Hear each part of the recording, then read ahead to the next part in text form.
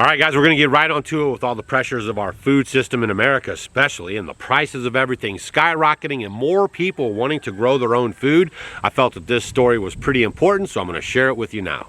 Stacy and I keep about 25 or 30 hens here on the property. We have 11 acres in the Midwest. We lived in the city 15 years ago, and we decided that everything was getting kind of crazy, and we sold everything, and we moved up here so we could have more control over our food and our water and basically our lives.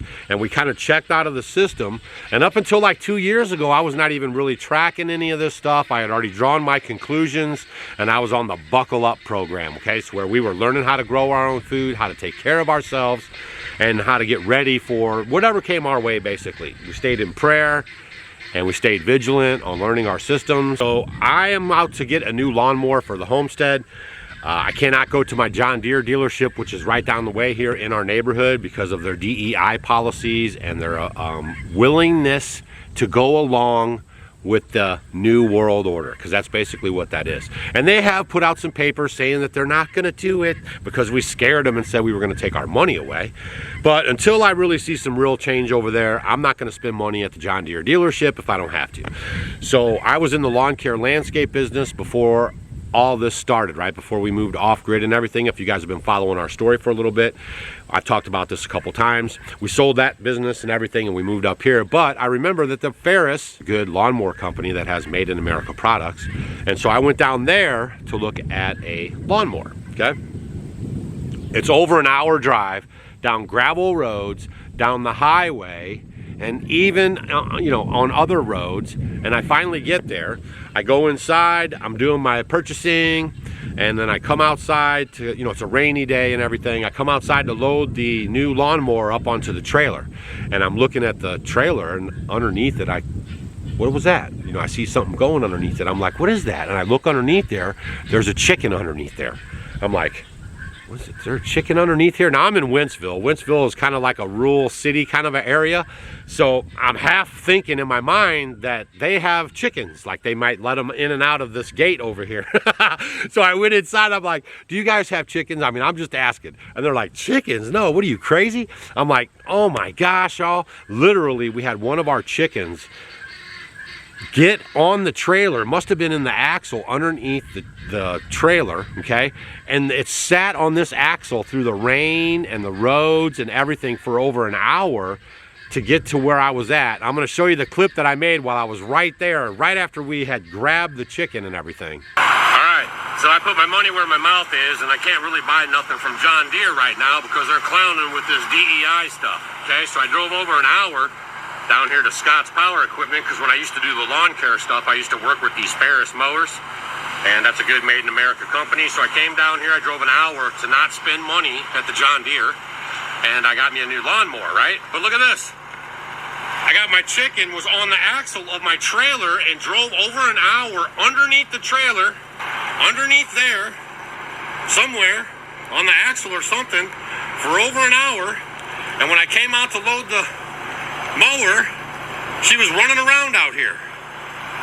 And so I had to get all the workers together, and we corralled her into the building, and then I threw this sweatshirt on there, and they let me have it, and I got her safe and sound. Now I'm taking her back home. This is crazy. This was a riot. So the whole time I'm chasing the chicken, right, another truck comes up in the parking lot, and it's got a couple Mexicans in it, okay, and they're doing the lawn care stuff, and the one guy gets out, and I point over to the chicken, and I go, El Pollo Loco, El Pollo Loco.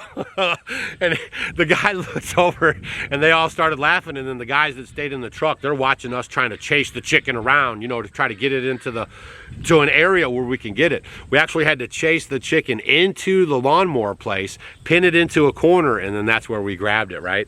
So then I got it all bundled up and everything, and I couldn't believe it. We're all laughing, and it was a crazy thing. It took about 20 minutes to actually corral this thing. So I'm sitting in the parking lot, right, of this lawnmower dealership, and I'm in my wood truck, my wood delivery truck, and I don't have any box, and I don't have any cage, and I don't have anything to put this chicken in. And I thought to myself, well, I could just put her in the cab of the truck, but I thought, man, what if she starts freaking out and flying around everywhere? So what I thought was, I'll put her inside my little toolbox thing I have on the side of my truck. Here's how I did it. All right, I just got back at home. I think her chicken buddies are over there waiting for her. I put her inside this box. That was the best way for me to travel home with her. Hello. She just stayed chilling out the whole ride. Yeah, she's a good girl. There you go. There you go, Mama. Come on. Come back home now. We're home now. Come on, Mama. Go ahead. Come on. That was quite an adventure, wasn't it? My goodness. Man, you went all the way to the big city. There you go. Welcome home. That was quite the adventure.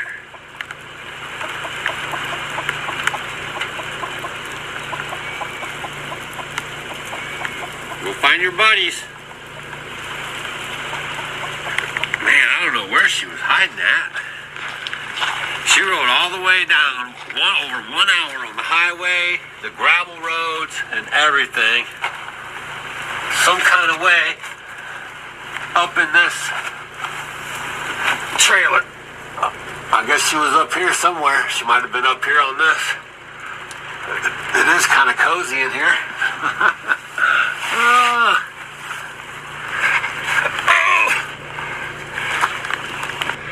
But everybody who was interested, she's home safe. Me and the mower are too. Love you guys. See you tonight in the university. University.offgridwithdougandstacy.com. All right, so that's my crazy chicken story for today. A little bit of the fun news you can use, okay? But the public service announcement here is to please make sure you're checking your vehicles whenever you guys are leaving the homestead and underneath your trailers and stuff. You know, especially when it's cold outside. The cats like to get in there. That's happened before. And now I've learned that the chickens like to go on rides and try to escape the homestead. All right. I'm going to get after some things I got to do around here before the next wave of rain comes in. Leave a comment down below. Are you guys getting a lot of rain where you're at? Has the weather been kind of out of whack? A little too cool, a little too hot, a little too wet, a little too dry, something a little too? Leave a comment down below. And also share this video with your friends. It's kind of a fun-loving chicken story, right? The traveling chicken. Oh my gosh, you should have seen those people down there at that place. They were freaking out. They're probably still talking about it this morning. All right, make sure you share the video. It's good stuff for the heart, right? Make you laugh. Laugh is good medicine. And we'll see you guys on the next video.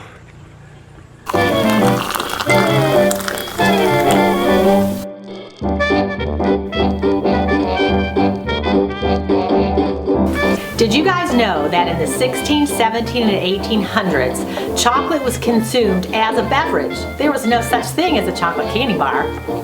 Well, we're bringing chocolate tea back to the 21st century because it's loaded with antioxidants our body loves, and it's a great source of magnesium that's wonderful for bone and heart health. It's a great addition to your coffee machine or your French press, or just along with your favorite sweetener. You can find it on offgridwithdougandstacy.com, along with our brand new tea infuser, simple to use for easy steeping. Cheers!